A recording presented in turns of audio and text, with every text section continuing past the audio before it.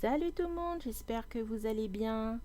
Allez, c'est parti pour mon top 7 des séries que je suis habituellement. Alors, je vais essayer de ne pas trop m'attarder sur ces séries, mais franchement, je ne vais pas me mettre non plus la pression sur la durée de la vidéo. Si elle est trop longue, je la couperai en deux au cas échéant. Donc voilà, sinon même speech que pour ma vidéo flop. Au niveau de ces séries, je vais pas trop détailler au niveau de l'histoire et vraiment vous dire ce qui m'a plu dans la saison en cours. Mon avis sera peut-être plus parlant à ceux qui ont vu la série, mais si vous ne les avez pas vus, vous ne verrez peut-être pas de quoi je parle à un moment donné. Sinon ça, attention, je vais spoil certaines saisons ou séries. Comme d'habitude, ceci est mon avis purement suggestif. N'oubliez pas non plus l'abonnement, le petit like et le petit commentaire. N'hésitez pas également à aller voir mes autres vidéos top et flop des nouvelles séries 2022 et également la vidéo flop des séries en cours. De mon avis, elles sont un peu complémentaires. Donc ce serait bien que vous alliez y jeter aussi un coup d'œil aux autres vidéos. Sinon, c'est parti pour ce top des séries en cours. Alors, en 7e position, je vais mettre la saison 3 de American Crime Story. Alors, pour ceux qui ne connaissent pas la série, American Crime Story va relater un fait divers sur une saison. Il faut savoir que la série va se baser sur des faits réels des affaires, du moins de ce que l'on sait des affaires, et qui sont sortis officiellement. La première saison va parler de l'affaire d'O.J. Simpson. Alors, je ne l'ai pas encore vue cette saison, je connais l'histoire parce que j'ai vu des documentaires, mais je ne l'ai pas vue. Sinon, la saison 2 va parler de l'assassinat de Versace. Cette saison, je l'ai vue. Il faut savoir qu'elle va surtout suivre le parcours du tueur de Versace qui s'appelle Andrew Cunanan. Mais moi, ici, je vais vous parler de la saison 3 qui va nous raconter le scandale de Monica Lewinsky et de Bill Clinton. Alors, c'est certes une saison avec beaucoup de dialogue. Il n'y a pas énormément d'action, mais ce qui est intéressant dans cette saison, c'est qu'on nous montre en fait les dessous de l'affaire.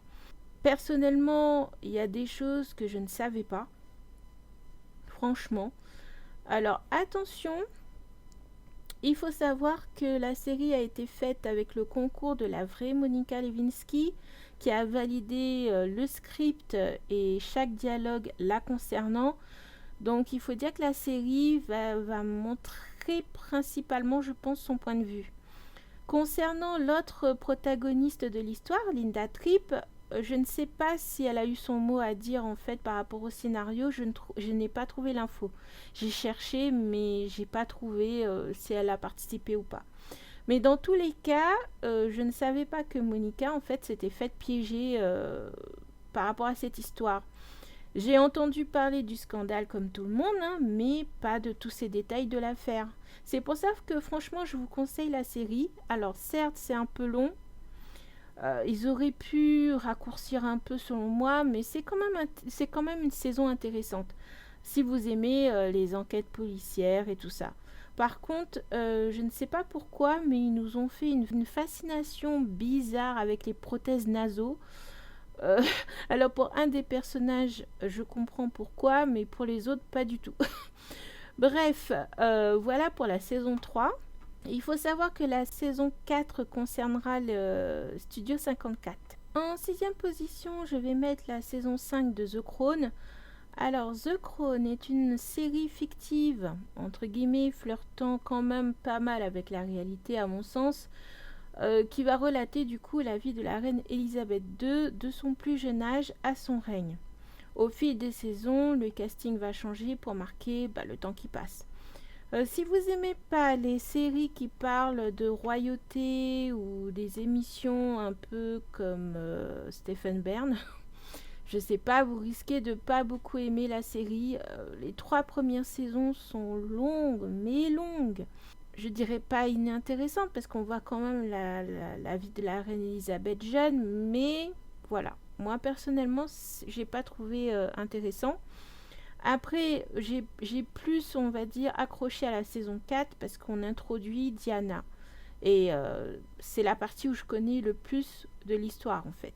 Sinon, la saison 5 va donc couvrir entre autres la période quand Diana va divorcer du prince Charles et en même temps va nous montrer sa rencontre avec la famille Al-Fayed.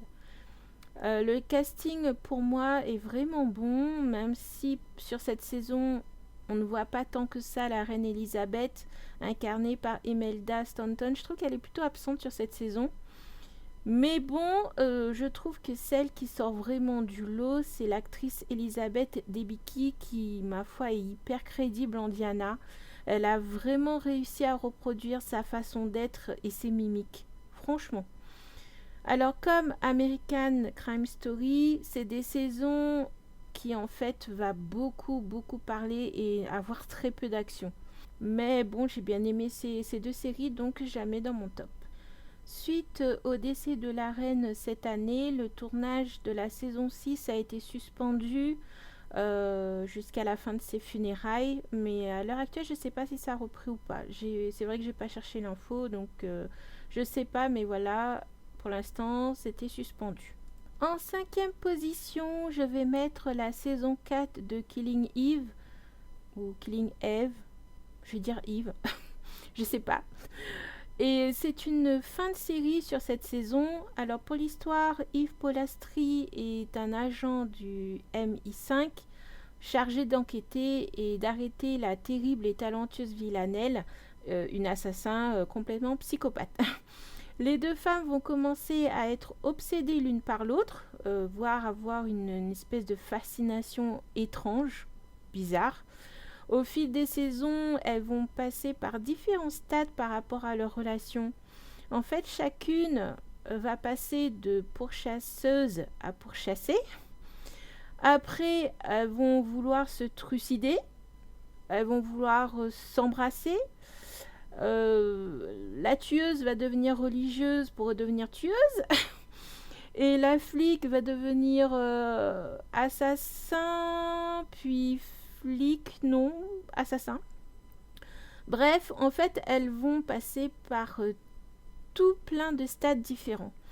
Alors Sandra Oh qui joue Eve et Jodie Comer qui incarne Villanelle sont excellentes.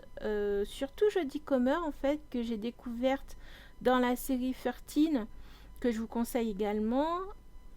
En quelques mots, 13 relate un enlèvement d'une enfant de 10 ans, Ivy Moxan, qui a passé 13 ans en captivité. La série n'est pas très longue, elle comporte 5 épisodes, mais franchement je vous la conseille si vous ne la connaissez pas. Mais pour revenir à Killing Eve, cette dernière saison m'a étonnée par sa conclusion. J'avoue que je ne m'attendais pas à ça. Mais ça conclut quand même bien la série, même si on reste avec quelques questions à la fin. Et puis, il faut dire quand même que j'ai été triste par la conclusion de l'histoire entre Yves et Villanelle. Même si, au final, je ne sais pas s'ils auraient pu la conclure autrement. Il ne pouvait pas y avoir une fin heureuse entre ces deux-là. Donc, voilà. La série, on va dire, flirte un peu entre espionnage, policier, thriller. Ça change un peu au fil des saisons aussi. Donc, voilà. Pour Killing Eve, pour les 4 autres séries, j'ai fait un classement, mais j'aurais pu les mettre ex aequo en fait. Mais c'est juste pour dire que je les ai classés. Alors, en 4e position, j'ai mis la série Alice in Borderland. J'ai vu les 2 saisons à la suite. J'aurais dû la mettre en fait dans mon top des nouvelles séries, mais j'ai oublié. Donc, je la mets ici. Alors, la série est sortie depuis un moment, mais j'avais pas eu l'occasion de la regarder. Du coup, cette série est basée sur le manga du même nom de Azo Haro. L'histoire va raconter un événement qui va arriver à Arisu, Shota et Karube. Les 3 camarades vont se retrouver soudainement dans un Tokyo vidé de ses habitants. Ils vont comprendre assez rapidement que pour survivre dans ce monde, ils vont devoir participer à des jeux dangereux et mortels. Les jeunes hommes vont finir par rencontrer d'autres personnes qui sont également piégées dans ce monde et ils vont essayer de comprendre ce qui se passe. Alors, c'est une série qui m'a vraiment surprise. Je ne m'attendais pas à cette fin si on considère que la saison 2 est bien une fin. Je suis restée à la fin de la série avec quelques questions à laquelle on ne répond pas. La série mériterait, je pense, une vidéo dédiée également car il y a vraiment beaucoup de choses à raconter. On verra pour ça un peu plus tard, je ne sais pas. Mais bon, dans tous les cas, pour l'instant, une saison 3 n'a pas été confirmée, mais c'est vrai que la fin de la saison 2 met le doute. Mais j'avoue que je ne comprendrai pas une saison 3, sauf si ce qu'on nous montre en fin de saison 2 est faux. Dans ce cas, ok. Mais sachez que la saison 2 peut être considérée comme la fin de la série, ça passe très bien. Alors j'en dis pas plus car la série mérite vraiment d'être vue. Et si suite il faut savoir que le manga a eu 2 spin-offs qui ont suivi l'histoire de base. On a Alice in Borderwood qui va nous montrer un nouveau personnage, mais cette fois projeté dans un Japon post-apocalyptique. Franchement, ça aurait été intéressant de voir ça, je pense. Et on a Alice in Borderland Retry qui va poursuivre en fait l'histoire avec un Arisu adulte. Et c'est là où je me dis que normalement, c'est pas possible, sauf si l'explication donnée en saison 2 est fausse. Et si elle est vraie, du coup, je me demande quelle excuse il pourrait trouver pour la saison 3, car si on garde le même principe, il n'y a plus vraiment de surprise sur le pourquoi du comment, puisque le spectateur, en fait, il sait. Et même si l'origine... C'est difficile d'en parler sans spoil, mais même si l'origine de ce qui se passe est différente, mais dans la finalité, le spectateur sait quoi. Donc, ça gâcherait un petit peu l'histoire. Sauf s'ils arrivent à tourner ça d'une autre manière. Mais bon, je vois pas comment... Sauf si la saison 2 est fausse.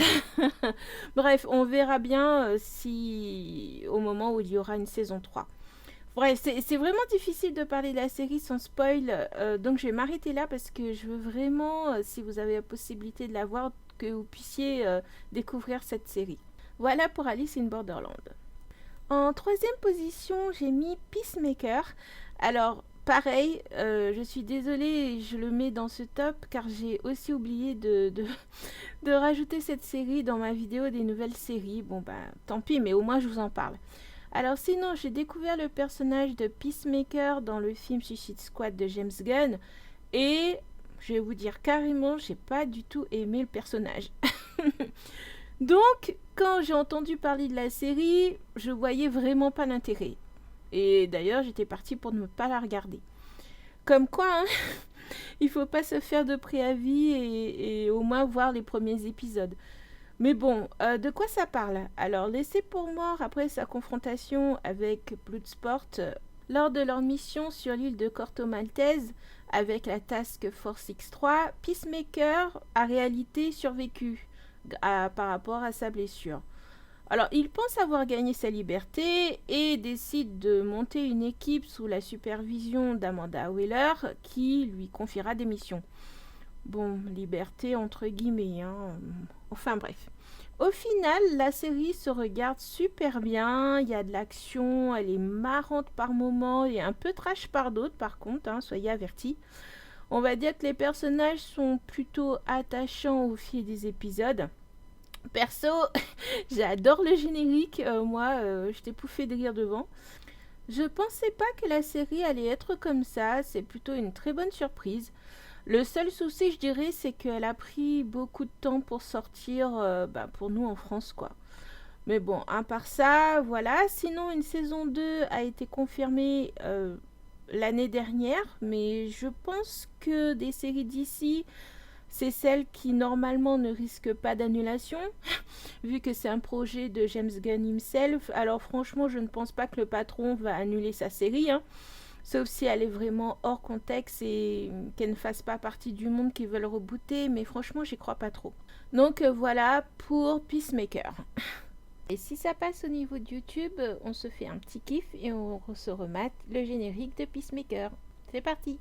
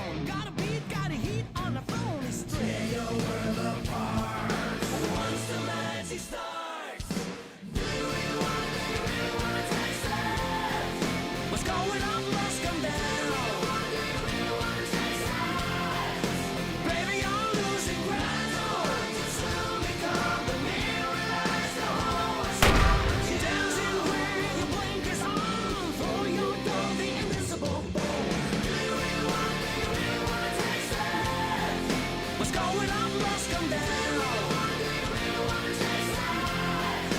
Baby, you're losing ground. Soon become the nearest to home. What's wrong with you? Dancing with your blinkers on for your door, the invisible bone.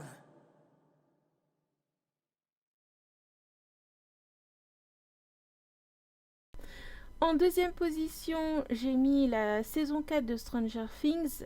Alors, Stranger Things, en quelques mots, raconte quoi? Un jeune enfant de 12 ans, Will Byers, va disparaître brusquement et on va avoir sa mère, Joyce, et ses amis, Lucas, Dustin et Mike, qui vont tout faire pour le retrouver. Dans le même temps, ses amis vont tomber sur une mystérieuse jeune fille du nom d'Eleven qui va essayer de les aider et qui s'avère être également liée à la mystérieuse disparition de Will. Avec l'aide du shérif Jim Hopper, tout ce petit monde du coup va découvrir que la ville est le théâtre de phénomènes surnaturels et d'expérimentations provoquées par des organismes gouvernementaux.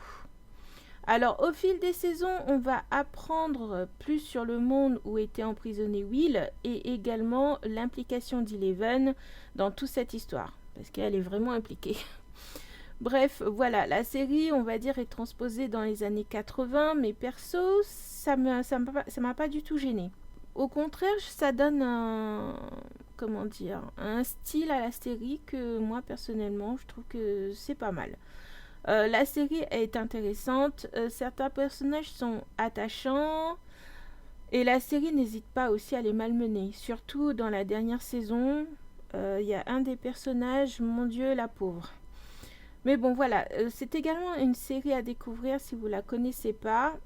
Et franchement, je vous la conseille. Mais comme toutes les séries que je vous parle là, je vous les conseille en fait. Bref, la saison 5 sera normalement la dernière saison. Voilà pour Stranger Things. Et pour finir, en première position, j'ai mis la saison 3 de The Boys. Alors, série clairement pas fait pour les enfants, hein, vu sa violence et son côté osé. Mais bon, bref, série basée sur le comics du même nom de Garth Ennis et de Darick Robertson. The Boys va donc nous présenter un monde où les super-héros travaillent, on va dire, pour une puissante société qui s'appelle Vought International. Alors cette société va s'occuper des intérêts des super-héros et également couvrir, on va dire, leurs bourdes quand ils en font. Il y a tout le côté marketing, merchandising, projet XYZ comme faire des films, des pubs, etc. C'est Vought qui s'occupe de faire les contrats. Donc voilà. Alors ici, on va suivre le groupe des 7, principal groupe de la société Vought. Et puis il y a d'autres super-héros, mais on n'aborde pas vraiment le sujet en fait.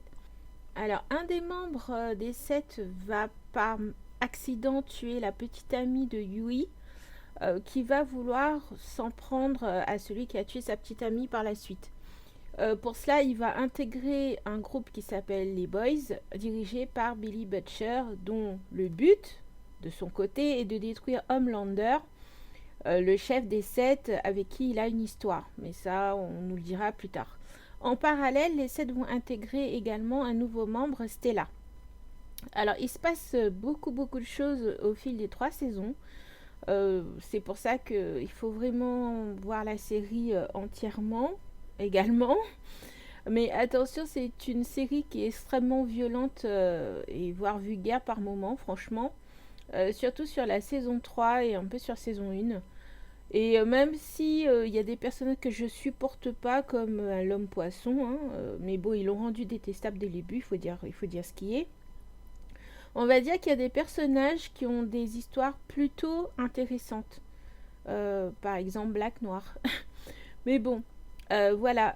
On va dire que c'est vrai que sur cette saison, on va plus en découvrir sur des personnages de chaque groupe. C'est ça qui est intéressant sur cette saison. C'est clair que dans cette série, les super-héros sont des super-héros que de nom.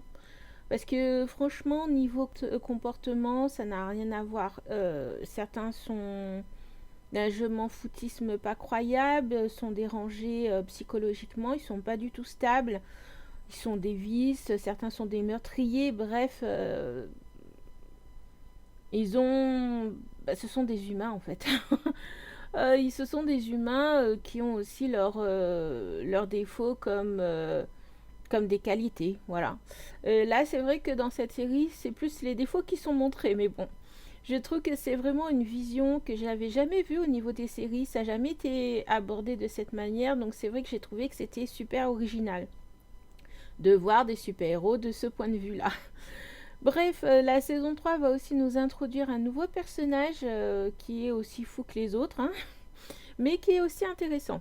Donc voilà, moi je conseille la série, mais c'est vraiment pas fait pour tout le monde parce que c'est très très violent, dites-vous bien. C'est très très violent, voilà. Bref, voilà pour mon numéro 1. Cette vidéo, je suis désolée, a été longue à sortir parce que j'ai dû vachement condenser certains trucs parce que sinon c'était beaucoup trop long. Et c'est vrai que c'est difficile de pas non plus trop en dire parce que même si j'essaie pas de trop spoil, j'ai quand même spoilé certains petits trucs, mais sans trop en dire pour vous donner envie de voir les séries. Ah, c'est un vrai méli-mélo. Mais enfin bref, j'espère en tout cas que ma vidéo vous aura plu. Dans tous les cas, merci d'avoir regardé jusqu'au bout. Et je vous dis à plus pour la prochaine vidéo. Bye bye!